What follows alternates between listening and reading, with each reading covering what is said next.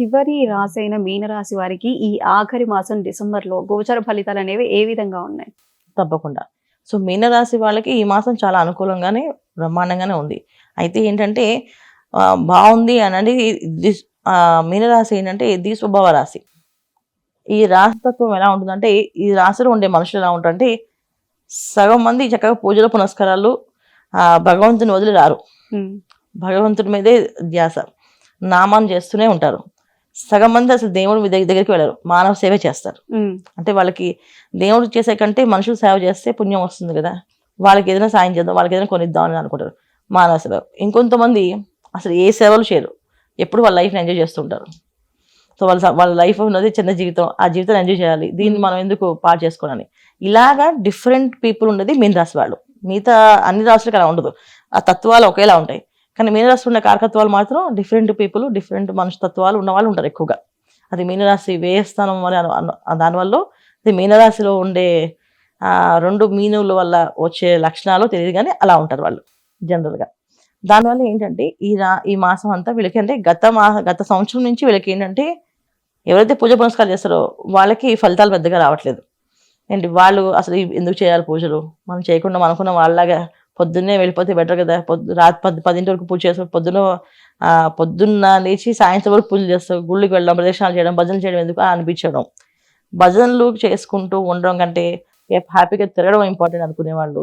కొంతమంది ఏంటంటే అసలు ఈ పార్టీలు అవన్నీ వదిలేసి హాయిగా పూజా పునస్కారం చేసుకుంటే మంచిది కదా! పుణ్యం వస్తుంది అని చెప్పి వాళ్ళు క్షేత్ర దర్శనం చేసుకోవడం. ఎవరైతే విహారయాత్రలు చేసే వాళ్ళు ఉన్నారో వాళ్ళంతా క్షేత్ర దర్శనాలు చేయడం. ఇలాగ ప్రతి మాసము వీళ్ళు మార్పులు అనేది జరుగుతుంది. అయితే ఈ మాసంలో ఏంటంటే వీళ్ళందరికీ ఒక క్లారిటీ. ఏ పని ఎవరు ఏం చేయాలి? ఎవరి పని వాళ్ళు చేసుకుంటూ ముందుకు వెళ్తూ ఉంటారు.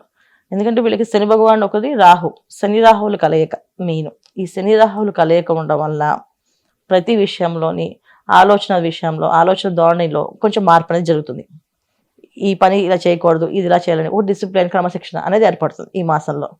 తర్వాత ఏంటంటే ఎప్పటి నుంచో వీళ్ళు గృహయోగం కోసం కానీ, సంతాన యోగం కోసం కానీ ఎదురు చూస్తుంటే ఈ మాసంలో వీళ్ళకి సంతాన యోగం, గృహయోగం 2 యోగాలు ఉన్నాయి. అంటే సంతానం కలగలేదు, మాకు ఇబ్బందిగా ఉంది అనుకునే వాళ్ళు ఏదో క్షేత్రాలకి పూజలు చేసి ఎన్ని హాస్పిటల్స్ తిరుగుతున్నా అవ్వని వాళ్ళకి ఈ మాసం చాలా అనుకూలంగా అయిపోయే అవకాశం ఉంది.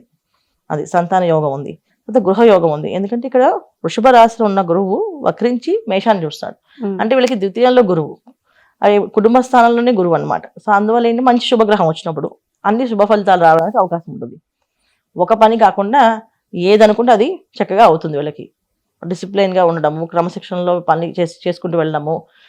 విద్యార్థులు అయితే విద్యారంగంలో ఉన్నత స్థానాల్లో సాధించడము, ఉన్నత విద్యలకు వెళ్ళడము. అంటే యూనివర్సిటీస్ అదర్ స్టేట్స్లో, అదర్ కంట్రీస్లో వీళ్ళు అప్లికేషన్స్ పెడితే అవి ఈజీగా వీళ్ళకి రావడము, వీసాలు రావడం, అక్కడ సెటిల్ అవ్వడం. విదేశాల్లో ఉన్న వాళ్ళకి ఉద్యోగాలు రావడం, అక్కడ వాళ్ళకి వివాహాలు అవ్వతే వివాహాల ప్రయత్నాలు చేస్తూ వివాహాలు అవ్వడము. సో వివాహం అవ్వడమే కాకుండా మంచి కుటుంబంతో సంబంధాలు ఏర్పడడం వీళ్ళకి. అంటే వచ్చే అమ్మాయి లక్ష్మీప్రదంగా మారడము, వచ్చే అబ్బాయి ఇంటికి ఒక లక్ష్మీనారాయణ ప్రదంగా మారడం వీళ్ళు ఈ విధంగా జరుగుతుంది. సో అన్ని విషయాల్లో మీనరాశి వాళ్ళకి శుభవార్తలు ఉన్నాయి. అయితే ఏంటంటే ఎన్ని శుభవార్తలు ఉన్నా అనుభవించడానికి వీళ్ళకి అనిపించదు. ఎందుకంటే రాహు రాశిలో ఉన్నాడు. అందుకే కాస్తంత బద్ధకాన్ని ఇస్తూ ఉంటాడు. కాస్తంత ఏమంటారు దాన్ని ఓవర్ కాన్ఫిడెన్స్ ఇస్తుంటాడు. ఏం కాదులే, జరగదులే అని చెప్పేసి అని. అలాంటివన్నీ పక్కన పెట్టేసి ఒక నామస్మరణ చేసుకుంటూ వెళ్తే అన్ని శుభ ఫలితాలు అందుకుంటారు వీళ్ళు.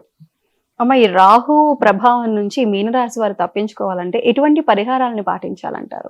రాహు ఒక ప్రభావమే కాదు వీళ్ళకి. శని రాహువు ప్లస్ కుజుడు, తర్వాత కేతువు, తర్వాత వీళ్ళకి రవి బుధులు, వీళ్ళందరి ప్రభావం ఈ మాసంలో ఎక్కువగా ఉంది.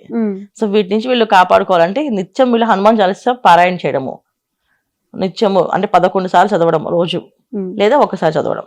రాదు అనుకునే వాళ్ళు వినడం, హనుమాన్ చాలీసా పొద్దున్నే వింటూ ఓం నమో హనుమతే నమః అనే మంత్రాన్ని కంటిన్యూ చదువుకోవడం. ఓం నమో హనుమతే నమః, ఓం నమో హనుమతే నమః అనుకునేది 108 తక్కువ కాకుండా చదువుకుంటూ బయటకు వెళితే అన్ని అనుకూలంగా మారుతుంది. లేకపోతే ఈ గ్రహాలన్నీ అనుకూలంగా కనిపించి మనని ఇబ్బంది పెట్టే అవకాశం ఎక్కువగా ఉంది. సో ఇవన్నీ అనుకూలంగా మారాలంటే ఓం నమో హనుమతే నమః మంత్రం చదువుకుంటూ ఉంటే అన్ని అనుకూలంగా మారుతుంది.